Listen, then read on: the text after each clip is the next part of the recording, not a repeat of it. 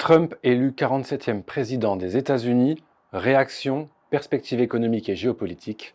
On voit ça tout de suite dans ce numéro spécial de l'Hebdor, votre revue de presse hebdomadaire autour de l'or, des métaux précieux, de l'économie et de la géopolitique.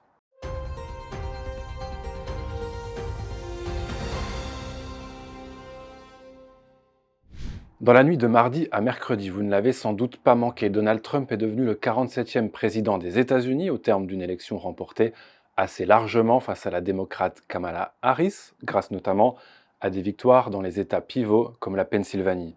Une vague rouge républicaine et un message clair du peuple américain à ses élites: le monde n'appartient pas aux mondialistes, mais aux patriotes. Et la victoire de Donald Trump est presque totale puisqu'au passage, les républicains ont repris mardi le contrôle du Sénat américain, organe crucial du pouvoir fédéral, et jusqu'ici aux mains des démocrates.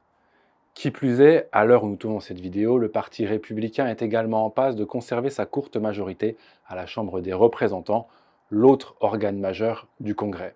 Un retour fracassant pour celui qui fut déjà élu en 2016, puis battu en 2020, et dont l'investiture sera officielle le 20 janvier prochain. Le futur président des États-Unis a, comme de tradition, reçu les félicitations de nombreux dirigeants de la planète, dont ceux remarqués du président israélien Benjamin Netanyahou, qui a absolument besoin du soutien des États-Unis dans la guerre qu'ils mènent au Moyen-Orient. Les deux hommes ont même déjà eu une conversation autour de ce qu'ils appellent la menace iranienne. Trump a également reçu les félicitations du président ukrainien Volodymyr Zelensky, qui doit transpirer à grosses gouttes, car Donald Trump avait annoncé pendant sa campagne qu'il stopperait les aides financières à l'Ukraine. La Chine a également adressé ses félicitations au nouveau président, tandis que le Kremlin, lui, a annoncé que le futur locataire du bureau ovale sera jugé sur des actes concrets, notamment sur le conflit en Ukraine. Car oui, au niveau géopolitique, l'élection de Donald Trump pourrait redistribuer de nombreuses cartes. Avec sa politique du America's First, le futur locataire de la Maison-Blanche pourrait impacter de manière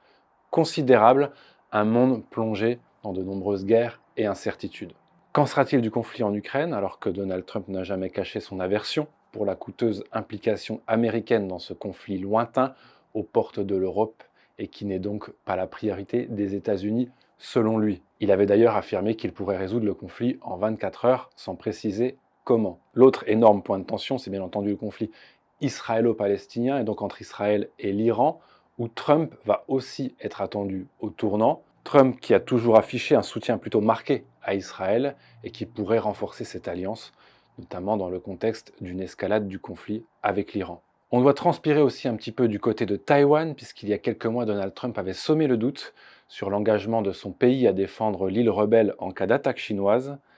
La Chine qui, comme le rappelle Le Figaro, retrouve son meilleur ennemi et avec lui la menace d'une guerre commerciale qui s'annonce sans merci. Le premier mandat du milliardaire américain entre 2017 et 2021 avait déjà porté la marque des droits de douane punitifs.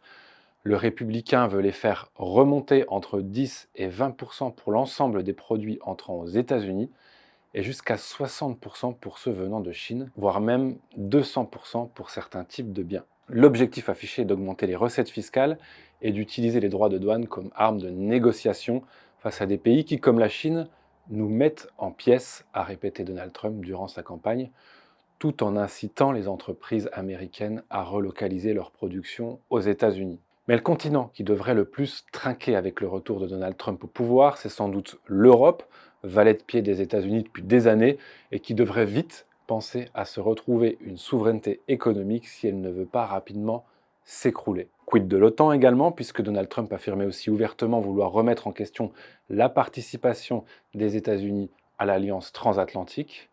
N'était-ce que des paroles en l'air? On le saura bientôt.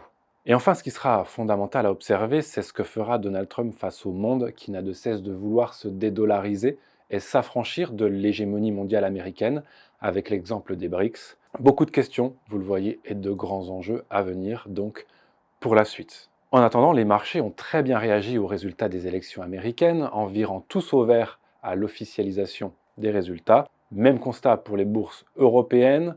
Le dollar s'est lui largement renforcé, notamment face à l'euro, au yen ou encore au franc suisse. Le Bitcoin a lui aussi fêté ça en battant son record et en dépassant la barre des 75 000 $, franchi pour la première fois. De son côté, comme l'analyse le blog L'Or et l'Argent, le cours de l'or a lui réagi à l'élection de Donald Trump en corrigeant un petit peu, que ce soit en euros ou en dollars, pâtissant entre autres du renforcement momentané de la monnaie américaine. En dollars, le prix de l'once a perdu un peu moins d'une centaine de dollars, repassant sous la barre des 2700. En euros, c'est au-dessous de la barre des 2500 que l'once est redescendu les heures qui ont suivi la victoire du candidat républicain. L'or qui, selon certains, pourrait à terme bénéficier de la politique économique envisagée par Donald Trump, comme le pense Laurel Argent. En résumé, la politique protectionniste promise par le président fraîchement élu, sous la forme de dépenses publiques importantes et surtout d'un relèvement important, on l'a dit, des tarifs douaniers, aurait de grands risques de provoquer une montée inflationniste qui pourrait donc,